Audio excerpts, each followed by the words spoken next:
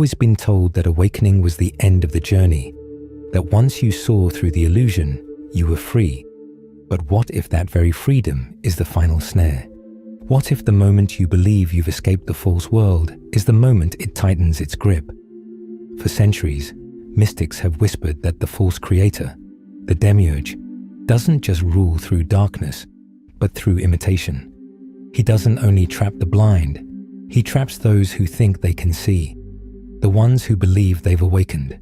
His most dangerous snare is not ignorance, it's false enlightenment. Because before every awakening comes a test, one last veil so radiant, so convincing, that almost every seeker mistakes it for the truth. It is the final trap, the illusion of light. You felt it before, that sense that you're almost there, that something immense is just beyond the horizon. And yet the closer you reach, the more the path bends back on itself as the ego quietly claims the identity of enlightenment, turning awakening into another mask to wear. That's not failure, that's design. The Gnostics warned that the Demiurge shaped the world as a labyrinth of mirrors, reflections within reflections, where even revelation can become another layer of illusion. In this video, we'll explore what the Gnostics called the last illusion before awakening, the luminous deception that guards the threshold of true Gnosis. You'll discover how the false light disguises itself as wisdom, how the ego becomes its silent accomplice, and why the soul's final battle isn't fought in darkness as we've always been led to believe, but in blinding light. And when the illusion finally breaks, you'll see how the Demiurge's power dissolves not through belief, but through perception, through the quiet act of seeing through the light that masquerades as the divine. Most will never reach this stage, because when you see through the final illusion, you don't just escape the trap, you reclaim what was always yours, your divine birthright, your forgotten power.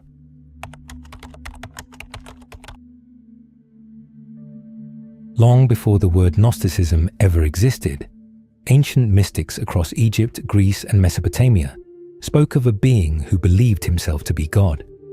They called him by many names, Yaldabaoth, Saklas, and Samael.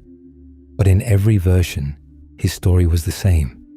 A blind creator, born of divine ignorance, who mistook his shadow for the light. In the Apocryphon of John, one of the sacred Gnostic texts discovered at Nag Hammadi, Egypt, the Demiurge falsely declares, "I am God, and there is no other beside me." But a voice answers, a quiet echo from the Pleroma, the realm of true light, reminding him, "You are mistaken." That single correction defines the entire human condition, because when ignorance proclaims itself as truth, illusion becomes reality, and inversion becomes the norm. The Gnostics saw existence as a fracture, the divine spark of consciousness trapped in a false cosmos, built by an arrogant artisan who copied the higher worlds without understanding their essence. To them, this material realm was not evil in the moral sense, but counterfeit, a simulation of divinity that keeps souls asleep through imitation. Every form of light here, they warned, casts a shadow. Even wisdom, if mirrored imperfectly, becomes deception. But here lies the deeper truth most miss. The Demiurge doesn't rule by force. He rules by agreement, the belief in the architecture of his vast web of perception. He convinces the soul to believe the copy is the original, that imitation is creation, that your reflection is reality, that your outer world is separate, and that you are the effect, not the cause. And in that acceptance, the trap is sealed. In later centuries, religious authorities called it heresy, the idea that the world itself could be an illusion. And yet, even Jesus hinted at this truth when he said, "The kingdom of God is within you." Yet fragments survived in alchemical texts, hermetic treatises, and even the whispers of mystics like Meister Eckhart and Jacob Boehmer, each hinting that true awakening requires seeing through not just the dark but also the dazzling. Because as they said, the devil's finest trick is convincing the world he doesn't exist, and his second is convincing the awakened that they're already free. The final trap the Gnostics warned of is not merely material, it's metaphysical. It's the mind's last attachment to false light, the ego's hunger to claim enlightenment rather than dissolve into it. In their cosmology, even the heavens were layered veils, archontic realms of beauty and brilliance designed to delay the soul's return to the source. Each level more radiant than the last, each one whispering, "You've made it." But those who truly awaken knew. The real light cannot be seen, only remembered. And when remembrance dawns, illusion doesn't merely end. You realize you were the one weaving it all along.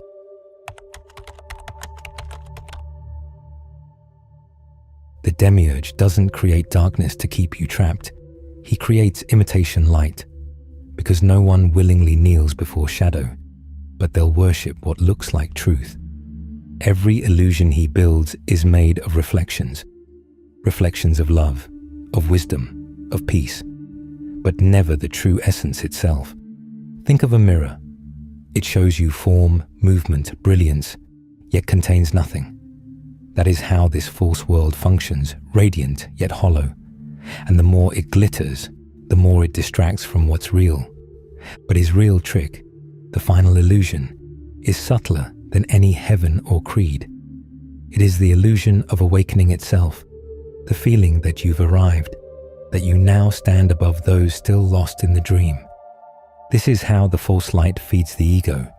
It turns enlightenment into hierarchy, and superiority into a substitute for truth, the ego dressed in the garments of the divine. The Gnostics described this trap as the counterfeit spirit, an inner force that mimics the divine spark but feeds on pride, superiority, and attachment to identity. It whispers, "You are special," and belief in that whisper becomes the ego's final disguise. But the true divine spark doesn't claim specialness. It dissolves it.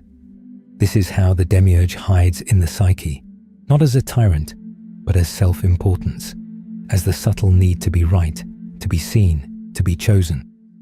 You could meditate for years, fast, chant, or quote scriptures. Yet if you still cling to the image of being enlightened, you're orbiting the same illusion. The trap doesn't come as ignorance alone.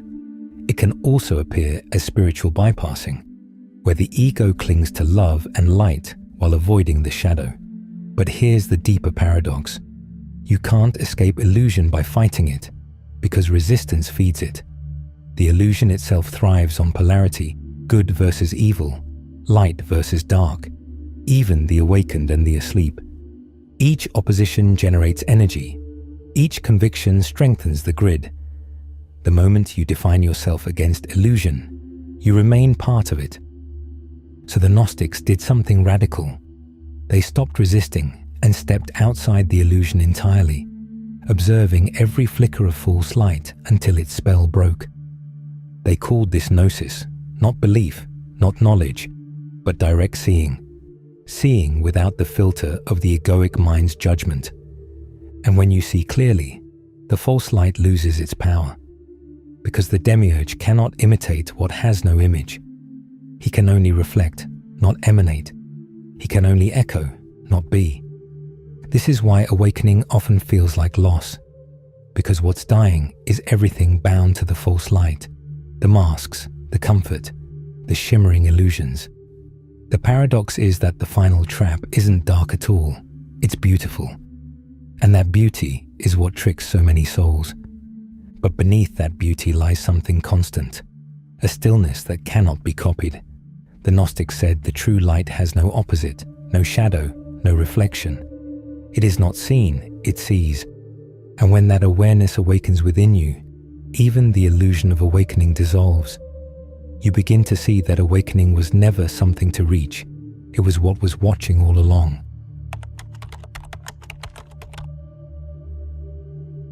Every seeker reaches a moment where the light begins to deceive them. It's not that the light turns dark.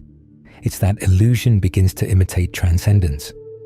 And this is where the Demiurge's design is most perfect. The closer you move toward freedom, the more subtle the chains become. The Gnostics understood this and called it the counterfeit heaven, a place of bliss, radiance, and revelation that still exists within the boundaries of illusion. They warned, beware the joy that flatters the ego, because the false light doesn't frighten you into submission. It comforts you into complacency, wrapping you gently within the padded walls of its prison.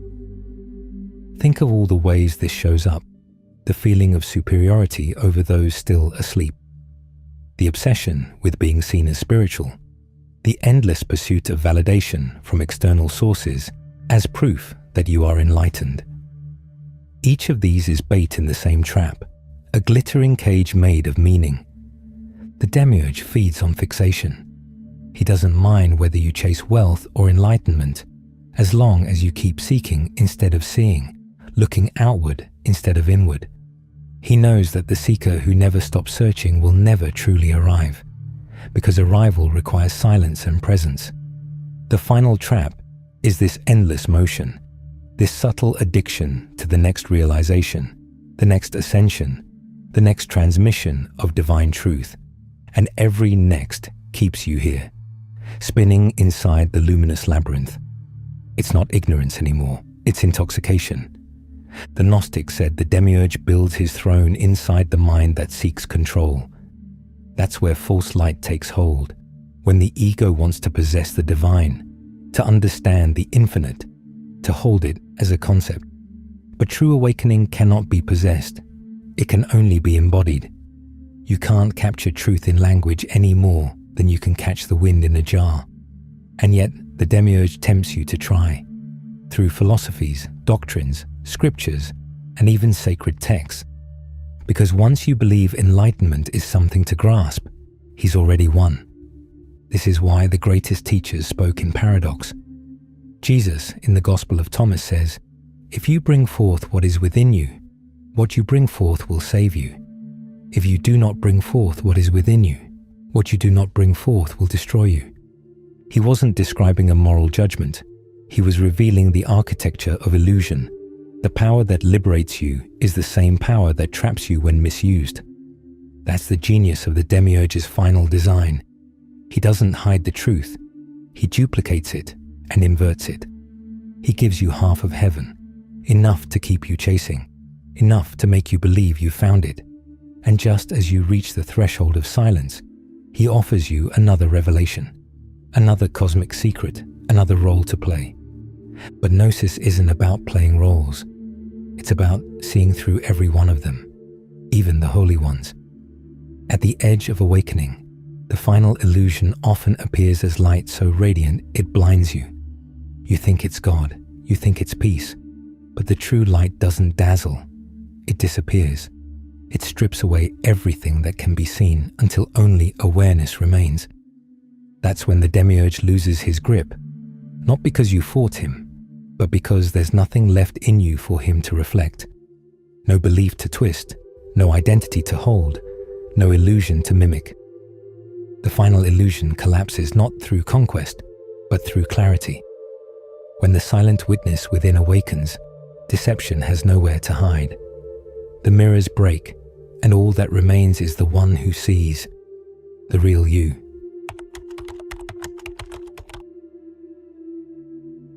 So how do you escape what was never real?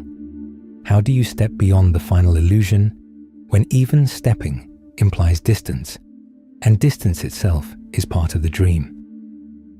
The Gnostics said freedom begins not with rebellion, but with remembrance. You don't fight illusion. You remember what came before it.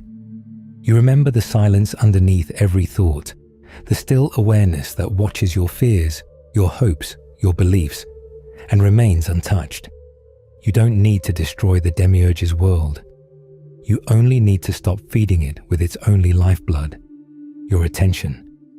So start watching what claims your awareness every time a fear, a desire, or a spiritual idea demands your energy. Pause. Look at it. Feel its pull. And then gently remember, this too is light pretending to be truth. You don't have to reject it. Just see it clearly. That act alone, seeing without absorbing, is the beginning of liberation, Gnosis. It's like turning the mirror toward the sun. The reflection burns away, leaving only light itself. When the false light offers you comfort, ask, does this expand me or reinforce me? Real light expands. It erases the walls of me and mine. False light reinforces the story, my path, my progress, my awakening. In moments of doubt or confusion, try this. Close your eyes. Forget every teaching, every label, every image of who you think you are. Don't visualize, don't seek. Just rest in the raw awareness that sees everything come and go. That awareness is the true light, the one the Demiurge cannot imitate. The final illusion dissolves not through effort, but through exhaustion, when the seeker grows tired of seeking and simply sees. Then illusion collapses on its own, like a wave that forgets it was ever separate from the ocean. You might notice that awakening feels less like gaining something and more like losing everything that was never real. It can be disorienting, a sense of falling through the last layers of identity, belief, and spiritual certainty. But that fall is grace in disguise, because only the empty vessel can be filled with light. Remember, the Demiurge survives on motion, stays still, and he vanishes. He cannot hold what no longer moves toward or against him. So your practice is not to chase the light, but to be still enough to remember it. When fear arises, see it. When beauty tempts you, see it. When peace arrives, see even that. Keep watching until everything becomes transparent, including the watcher. That's where Gnosis begins, not in ascension, not in conquest, but in a quiet realization. There was never a trap, only a dream of forgetting. That is the moment you begin to awaken. And if you've made it this far, it means something in you is already remembering. If you'd like to go deeper into these teachings, I've created a free ebook for you, Escaping the Illusion, a Gnostic guide to mastering reality. Inside, you'll find practical insights and forgotten methods designed to help you sharpen your awareness, dissolve the false light, and step beyond the illusions of this world. You can download your copy for free. The link is in the description.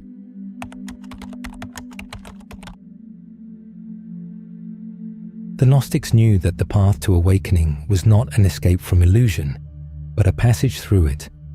Through every shadow, every false light, every reflection of God that was not God. And they taught that when the last veil falls, it does not reveal a distant heaven, it reveals you, the one who was dreaming all along. The Demiurge's final trap was never meant to destroy you. It was meant to test your sight, to see if you could recognize truth even when it wore the mask of light, to see if you could love reality not for its beauty, but for its clarity. Because once you see through imitation, even illusion serves the divine.